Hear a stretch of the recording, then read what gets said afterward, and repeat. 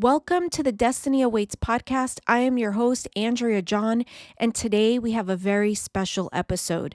If you've been following along, we've been diving deep into the Sermon on the Mount called the Jesus Speaks series. But today, we're taking a break from that series to talk about something deeply personal and incredibly important: domestic abuse. It's a reality that affects so many, including myself, because I'm a survivor. I know what it's like to feel trapped, to wonder if things will ever change, and to question whether freedom is even possible. But I also know the power of breaking free, reclaiming your life, and stepping into healing. Like Sarah, the woman whose story I'll be sharing today, I found the courage to leave because of my daughters. Their well-being became my turning point, and while I'm still on my journey of healing, I share Sarah's story as a way of giving voice to those who still feel trapped, are searching for hope, and for those who have already taken their first steps towards freedom. This episode is more than just a story. It's a call to awareness, a voice for those who feel unheard, and an invitation to join the conversation. Domestic abuse is a silent epidemic, and it's time we bring it into the light. That's why I'm currently working on a project in Florida to strengthen domestic abuse laws and create resources for law enforcement and survivors. If you are a survivor, advocate, legal expert, or therapist and would like to be a part of this effort, I would love to hear from you. Together, we can push for real change and provide the support that so many desperately need. Before we begin, I want to give a trigger warning. This episode contains themes of domestic abuse, including emotional and physical abuse. If you find these topics distressing, please listen with care. And if you or someone you know is in an abusive situation, please seek help. There are many people ready to support you. In the show notes, I will provide resources available to everyone. Now, let's begin Sarah's story. My prayer is that it speaks to your heart the way it has spoken to mine. Chapter 1. Shadows in the Light. The morning sun filtered through the thin curtains, casting a gentle glow across the room. The soft hum of a distant car engine was the only sound breaking the silence of the early hour. Sarah stirred in her bed, eyes still shut, trying to cling to the last remnants of a fleeting dream. A dream where she felt safe, loved, and free. But the moment her mind began to awaken, her reality crept in like an unwelcome visitor, and the familiar weight settled on her chest. Sarah knew that she had to get up, but the thought of facing another day drained her of the little energy she had left. She rolled over, hoping to find solace in the warmth of her husband's body, but the cold, empty space beside her was a stark reminder that she was alone, even when he was home. Mark, her husband of 10 years, had already left for work, or at least that's what he told her the night before. His late nights and early departures had become routine, as had the excuses: meetings, overtime, last-minute calls. Sarah wasn't naive. She knew what was going on. The scent of unfamiliar perfume clung to his clothes, the occasional lipstick smudge on his collar, the coldness in his eyes whenever he looked at her. It all painted a picture she couldn't bear to acknowledge. Still, she stayed. She stayed for the sake of her daughters, Lily and Emily, who were the only light in her dark world. They were too young, too innocent to understand the turmoil that brewed beneath the surface of their family. Lily, at 10 years old, was already showing signs of maturity beyond her years, often taking on the role of the little mother, caring for her younger sister when Sarah couldn't muster the strength. Emily, only 7, was a bundle of joy and curiosity, always asking questions and always seeking love and attention. Sarah finally pushed herself out of bed, her movements slow and deliberate. She headed to the bathroom, splashed cold water on her face, and stared at her reflection in the mirror. The woman who stared back at her was a stranger. Dark circles under her eyes, hair that had lost its shine, a mouth that rarely remembered to smile. She traced the lines on her face with her fingers, wondering when she had begun to age so rapidly. When had she lost herself? She sighed and turned away from the mirror. There was no time to dwell on what was lost. She had to get the girls ready for school. The hallway outside her bedroom was lined with framed photographs, pictures of a life that seemed so distant now. There was their wedding photo where Sarah smiled with the naivety of a woman who believes in fairy tales. There were pictures of Lily and Emily as babies, their angelic faces, their angelic faces beaming with joy. As she passed each frame, Sarah couldn't help but feel the sting of loss. The life she had once dreamed of had slipped through her fingers, replaced by something far darker. She reached the girl's room and gently pushed the door open. The sight that greeted her was a rare moment of peace. Lily and Emily were still asleep, their chests rising and falling, their faces serene. Sarah stood in the doorway watching them, a lump forming in her throat. They were her everything, her reason for getting up every morning, her motivation to keep going when all she wanted to do was give up. "Mommy?" Lily's voice broke the silence. She had always been a light sleeper, attuned to the slightest change in her environment. She opened her eyes and smiled when she saw her mother. "Good morning, sweetheart," Sarah whispered, forcing a smile as she crossed her room and sat on the edge of Lily's bed. She brushed a strand of hair from her daughter's face, her heart swelling with love and sorrow. Emily stirred next, her eyes fluttering open, still heavy with sleep. She yawned and stretched, then reached to her mother. "Mommy, I had a dream about a rainbow." "Did you, sweetheart?" Sarah asked, pulling Emily into her arms. "What was it like?" "It was big and bright, with all the colors, and there was a pot of gold at the end," Emily said, her voice filled with childlike wonder. "And we were all there, me, Lily, you, and Daddy. We were so happy." Sarah's heart constricted at the mention of Mark. She forced another smile and kissed the top of Emily's head. "That sounds like a beautiful dream, honey." But Sarah knew better than to believe in dreams. Her reality was far less colorful, and the pot of gold at the end of their family's rainbow was an illusion, one she had chased for far too long. "Come on, girls, it's time to get ready for school," Sarah said, standing up and gently pulling Emily out of bed. Lily and Emily began their morning routine with the energy of children who hadn't yet been burdened by life's harsh realities. She envied their innocence, their ability to find joy in the simplest of things. As they dressed and brushed their teeth, she prepared breakfast. Cereal and fruit, the best she could manage with the limited supplies in the kitchen. The girls chatted excitedly about their plans for the day, oblivious to the tension that lingered in the air. Sarah listened, nodding and smiling at the right moments, but her mind was elsewhere. She was thinking about the bills that needed to be paid, groceries that were running low, and the lies Mark would tell when he returned home. As the girls finished their breakfast, Sarah checked the time. "Hurry up, or you'll be late," she said, urging them to gather their things. "Are you okay, Mommy?" Lily asked, her perceptive eyes scanning her mother's face. Sarah hesitated, then nodded. "I'm fine, sweetie, just a little tired." Lily didn't look convinced, but she didn't press the issue. She simply hugged her mother and said, "I love you." "I love you too," Sarah whispered, her voice thick with emotion. After the girls had left for school, the house felt silent again. Sarah stood in the kitchen, staring at the empty bowls on the table. The quiet was deafening, and for a moment, she felt the weight of her reality crashing down on her. She gripped the edge of the counter, her knuckles turning white, as she fought back the tears that threatened to spill over. How had her life come to this? How had she become a shell of the woman she once was? Sarah thought back to the early days of their relationship when Mark had swept her off her feet with his wit and charisma, promising her the world. But those promises had been empty, and the love he once professed had turned into something dark and twisted. The first time he put his hands on her, it had been over something trivial, an argument about money.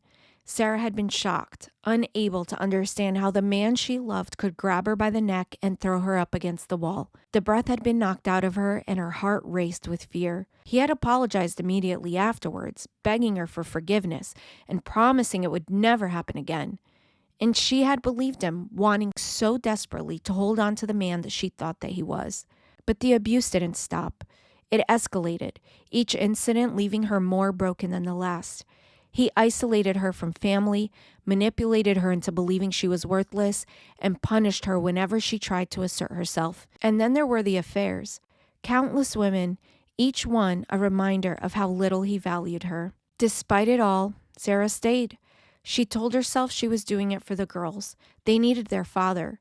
She could endure anything as long as they were safe. But deep down, she knew it was fear keeping her there. Fear of the unknown, of being alone, fear of admitting she had made a terrible mistake. Sarah's thoughts were interrupted by the sound of the front door opening. Her heart skipped a beat and her body tensed for a moment, but when she turned, relief washed over her. It was only Mrs. Jenkins, a woman who had been like a mother to her for years. They had met at church and had become a trusted friend for Sarah, offering guidance, wisdom, and kindness when she needed it the most. "Good morning, Sarah," Mrs. Jenkins said with her usual warmth, stepping into the kitchen.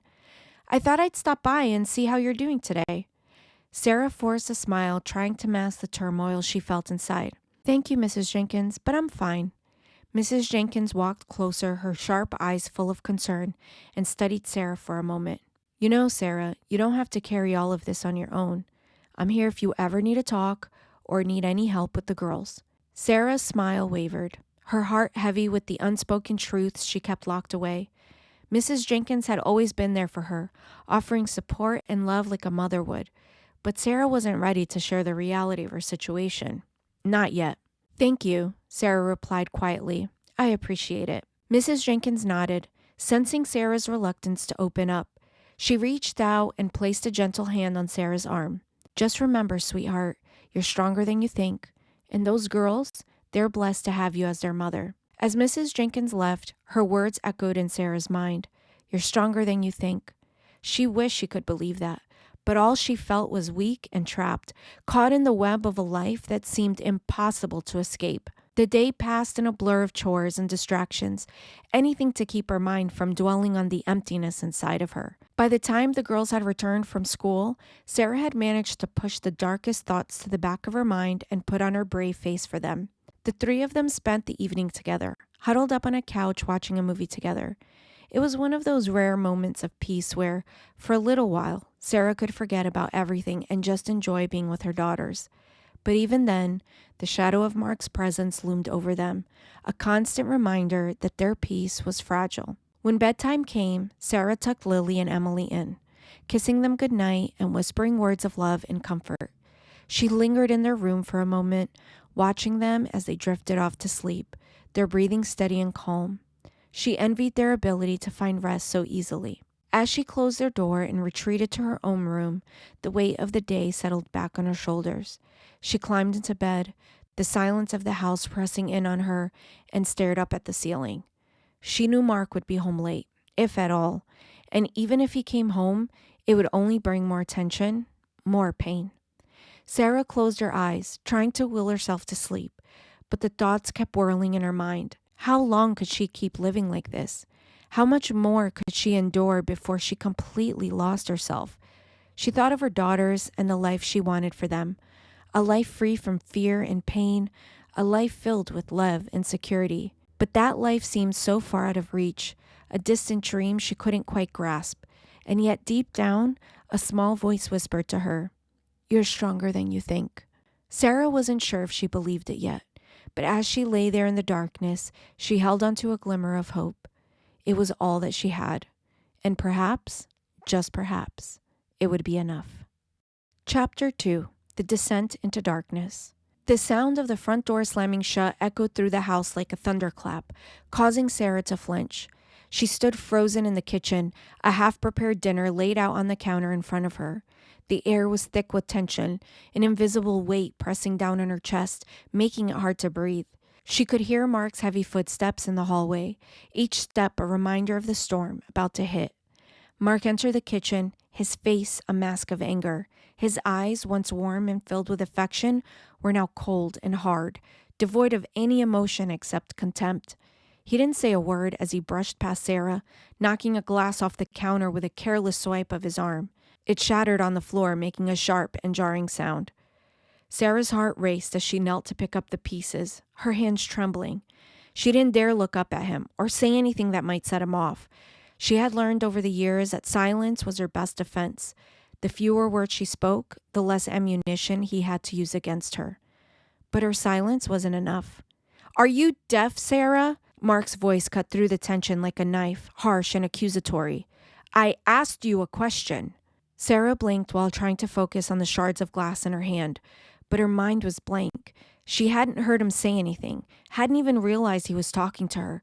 She was too consumed by the fear that had become a constant companion and had wrapped itself around her like a suffocating shroud. "I'm sorry," she whispered, her voice barely audible. "I didn't hear you." Mark's response was swift and brutal.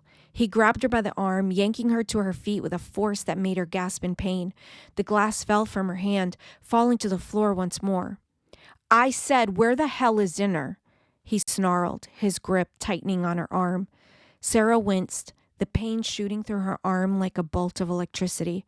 "I was just about to finish it," she stammered, struggling to keep her voice steady. "I'm sorry, I'll hurry." Mark released her with a shove, sending her stumbling backwards. "You're useless," he muttered as he turned away and headed to the living room. "Can't even get a simple dinner ready on time." Sarah bit her lip to keep from crying out as she rubbed her bruised arm. She waited until Mark had disappeared into the other room before allowing herself to breathe again. The glass crunched beneath her feet as she moved to clean up the mess, her mind racing with thoughts she couldn't quite control. This is how it had been for the past few years. What had once been occasional outbursts were now the norm. Mark's temper was a constant presence, like a dark cloud hanging over their home, ready to unleash its fury at the slightest provocation. At first, the abuse had been subtle: cutting remarks, passive-aggressive comments, and the occasional silent treatment. But over time, it had escalated, each incident worse than the last. Sarah tried to make excuses for him in the beginning. She had convinced herself he was just stressed from work, and he didn't really mean the things he said. But as the abuse became more frequent and intense, those excuses began to wear thin. And with each passing day, Sarah felt herself slipping further and further into a void she couldn't escape. The first time he put his hands on her, it was like the world stopped.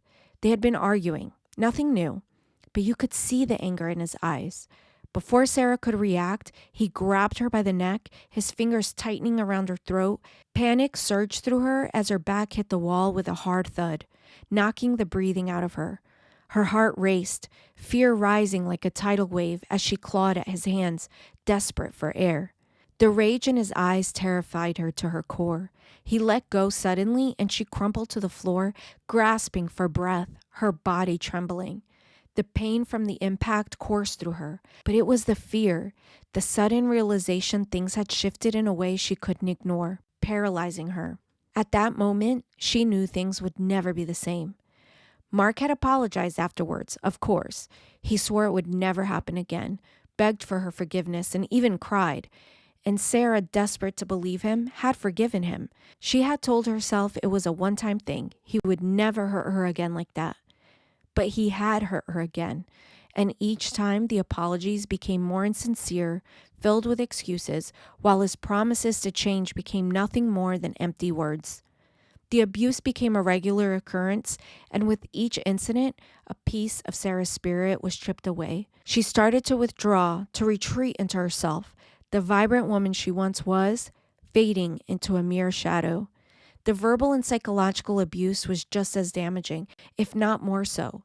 Mark was a master at manipulation, knowing exactly how to tear Sarah down with his words. He would belittle her, call her names, and make her feel like she was worthless. He would blame her for everything that went wrong in their lives, convincing her she was the root of all their problems. Over time, Sarah began to believe him. She began to internalize his words, to see herself through his eyes as a failure, burden, and a woman who couldn't do anything right. Even the smallest tasks became sources of anxiety for her. Cooking dinner, doing laundry, taking care of the girls, everything was an opportunity for Mark to find fault. And when he did, he would unleash his wrath without mercy. The once mundane aspects of daily life became minefields, and Sarah found herself walking on eggshells, constantly trying to avoid triggering his anger. But no matter how hard she tried, it was never enough. There was always something wrong, something to set him off. And with each new outburst, Sarah's sense of self-worth eroded further. She no longer recognized the woman she had become, a woman who flinched at every loud noise, lived in constant fear of her own husband, slept with a knife under her pillow fearing for her life, and feeling like a prisoner in her own home. The effects of the abuse were starting to seep into other aspects of her life as well. Sarah used to be an active member of the community, involved in her daughter's school activities, volunteering at church, and maintaining friendships with other mothers. But slowly, she began to withdraw from those social circles. Mark's constant criticism made her feel ashamed, and she didn't want others to see how far she had fallen. She stopped going to church, stopped attending school functions, and stopped answering phone calls from friends. It was easier to isolate herself than to face the reality of her situation. Her daughters, Lily and Emily, were the only things keeping her together, but even they were starting to notice the change in their mother. Lily, always perceptive beyond her years, would often ask if Sarah was okay, her young eyes filled with concern. And though Sarah would always assure her she was fine, she could see the doubt in her daughter's eyes. Emily was too young to understand what was really happening, as she had never built a strong relationship with Mark because he was barely home. She was the kind of child who kept things light, always finding humor in everything. Yet, despite her playful nature, Emily was very clingy to Sarah and constantly worried about her. She seemed to know enough to worry that her mother would be taken away from her. Often, in the middle of the night, Emily would climb into her mother's bed, seeking comfort, and Sarah would hold her close, whispering words of reassurance she didn't truly believe herself. It broke Sarah's heart to see the effect the abuse was having on her daughters. They were growing up in an unstable environment filled with fear and hostility, and no matter how hard she tried to shield them from it, she knew they weren't oblivious. She could see it in the way Lily hesitated before speaking, as if she was afraid of saying something wrong. She could see it in the way Emily flinched at loud noises, her small body trembling with fear.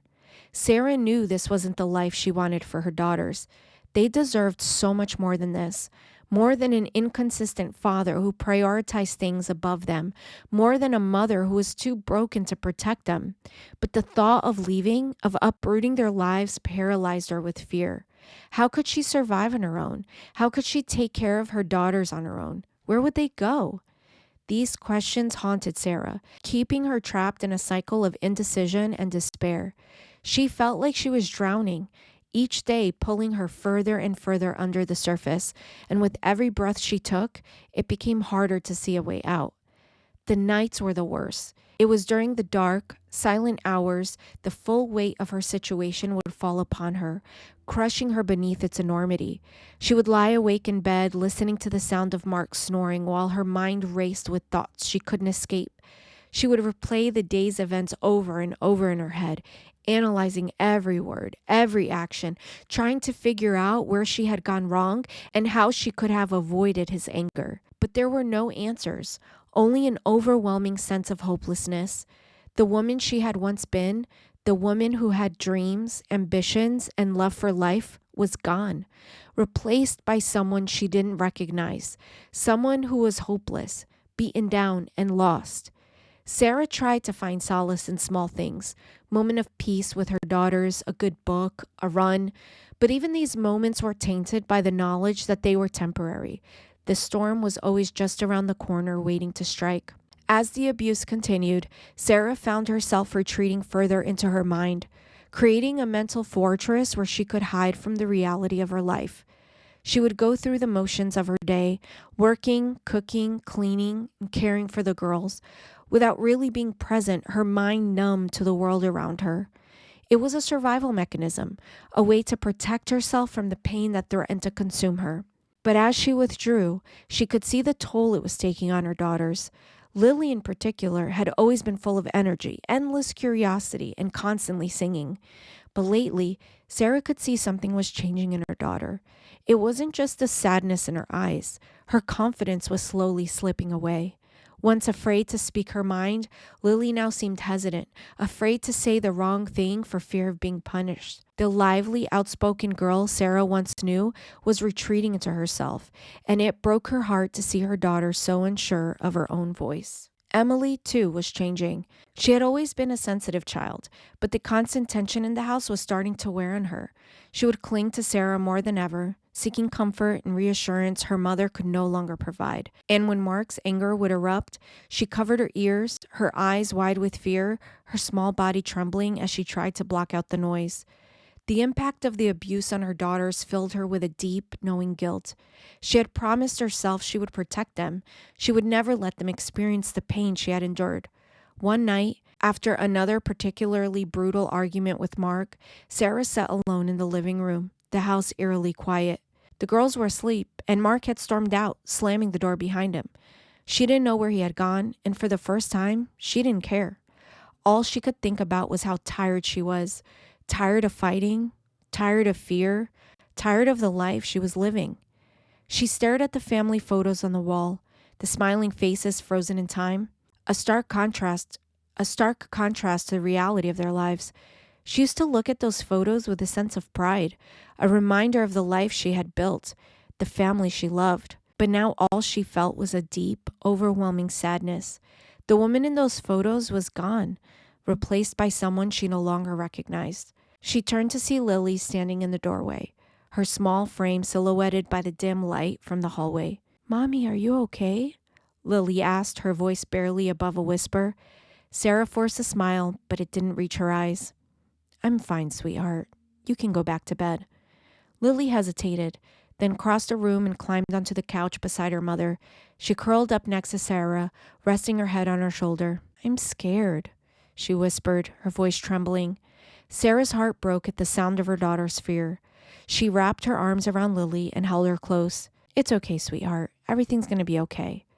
But even as she spoke the words, she knew they were a lie. Nothing was okay, and deep down she knew it never would be as long as they stayed in this house, in this life. Lily looked up at her mother, her eyes filled with a sadness no child should ever feel. "Why is Daddy always so mad?" The question hit Sarah like a punch to the gut. She had no answer. No way to explain the complexities of their situation to her innocent child. How could she make Lily understand something she didn't fully understand herself? "I don't know, sweetheart," Sarah finally whispered, her voice breaking. "I just don't know." Lily nodded, her small hand reaching up to wipe away the tears beginning to fall from Sarah's eyes. "I love you, Mommy," she said softly. "I love you too," Sarah replied, her voice thick with emotion. They sat there in silence for a while, the weight of their world pressing down on them. Eventually, Lily fell asleep on her mother's arms, her breathing slow and steady. But Sarah remained awake, her mind racing with thoughts that she couldn't silence. She couldn't keep living like this or putting her daughters through this nightmare. But the thought of leaving, of starting over, terrified her. Could she raise the girls on her own? Where would they go? What would people think? These questions haunted her, keeping her trapped in a cycle of indecision and despair. But as she held her daughter close, Sarah felt a small spark of determination ignite within her. She would not keep living in fear or keep letting Mark control their lives. For the first time in years, Sarah allowed herself to consider the possibility of leaving. It was a terrifying thought, but as she looked down at her sleeping daughter, she knew it was the only option. She refused to keep putting her daughters or herself through this. It wouldn't be easy. It wouldn't be safe, but it was the only way out. As Sarah sat in darkness, holding her daughter close, she made a silent promise to herself. She would find a way out to protect her daughters and to give them the life they deserved. And maybe, just maybe, she would find a way to reclaim the woman she used to be, the woman who was strong, unafraid, and whole. Thank you so much for listening to this special episode of the Destiny Awaits podcast. Sarah's story is one of courage, survival, and hope, but it is also a work of fiction. While her journey may not be tied to one real person, the emotions, struggles, and triumphs that she experiences are all too real for so many. If this story so far has resonated with you and you'd like to know how it ends, you can find Breaking Free on Amazon. The link is in the show notes, along with resources for victims and survivors of domestic abuse. If you or someone you know is in an abusive situation, please know that you are not alone. There is help, there is hope, and there is light in the darkness. I truly believe that stories have the power to inspire change, to remind us of our strength, and to light the way towards healing. If today's episode spoke to you, I encourage you to share it with someone who might need to hear it. And if you want to be a part of the efforts I'm working on to strengthen domestic abuse laws and create resources for survivors, please reach out. I would love to hear from you. Until next time, remember, you're stronger than you think, you're not alone, and there is always hope. Take care, and I'll see you in the next episode of the Destiny Awaits podcast.